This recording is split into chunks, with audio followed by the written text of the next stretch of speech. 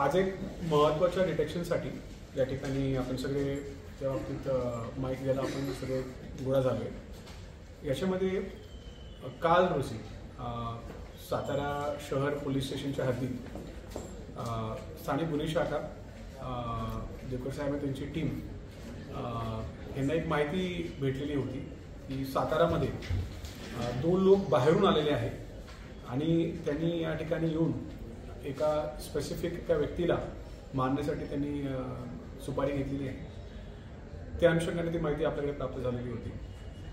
त्याच्यामध्ये काही गोष्टी कन्फर्म होत नव्हत्या।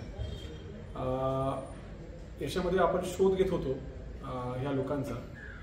सुरुवातीला आपल्याला शोध घेतल्यानंतर काही लोकांच्या ठाव ठिकाणच्या बाबतीत माहिती मिळाली। त्या ठिकाणी आपण सर्च करत असताना आपल्याला काही लोक त्या एरियामध्ये वेपनसह सापडले।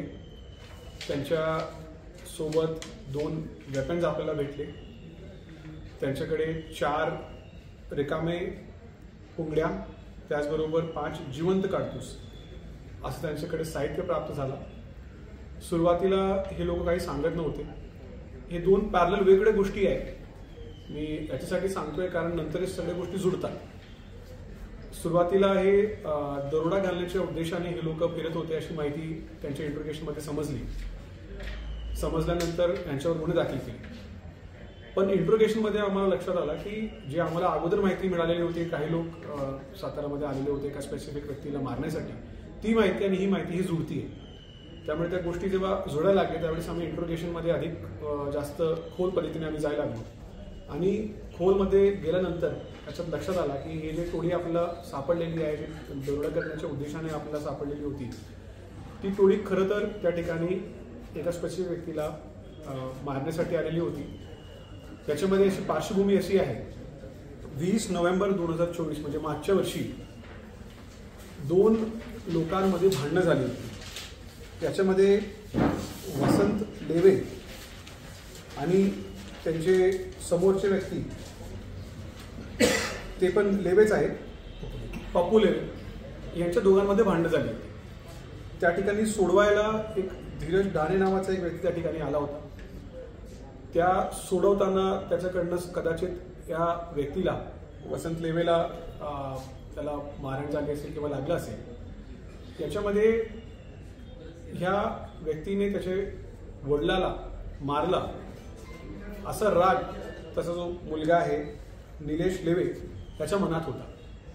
त्यांनी या गोष्टीच्या राग मनात धरून त्यांनी हे जे लोक आहे मी यांचं नाव सांगतो, ह्या लोकांना ह्या गुन्ह्यामध्ये त्यांनी आणलं। त्याच्यामध्ये अनुज चिंतामणी पाटील हा साताराचा राहणार आहे, दीप भास्कर मालुसरे हा साताराचा राहणार आहे, आनंद शेखर जाधव हा इचलकरंजी कोल्हापूरचा राहणार आहे, त्याचबरोबर अक्षय अशोक गुंडुगडे हा जो आहे इचलकरंजी कोल्हापूरचा राहणार आहे, क्षितिज विजय खंडाईत हा गुलवारपेठ साताराचा राहणार आहे, त्याचबरोबर विशाल सावंत हा जो आरोपी आहे हा साताराचा राहणार आहे।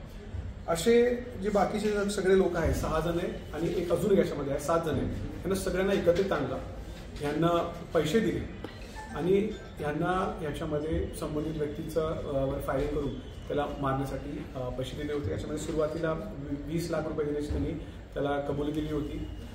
सुरुवातीला ॲडव्हान्स म्हणून त्यांनी 2 लाख रुपये त्याला दिलेले होते आणि वेपनसाठी हे सगळे पैसे दिलेले होते। याच्यामध्ये आतापर्यंत तपासमध्ये सुरुवातीला जे आरोपी सगळे अटक झालेले आहेत त्याच्यामध्ये 7 आरोपी सध्या आमच्या ताब्यात आहे। याच्यामध्ये जो मुख्य सूत्रधार आहे तो देखील आमच्या ताब्यात आहे। एक आरोपी मात्र याच्यामध्ये अजून फरार आहे, त्याला आम्ही शोधतोय आणि तो लवकरात लवकर आमच्या ताब्यात येईल।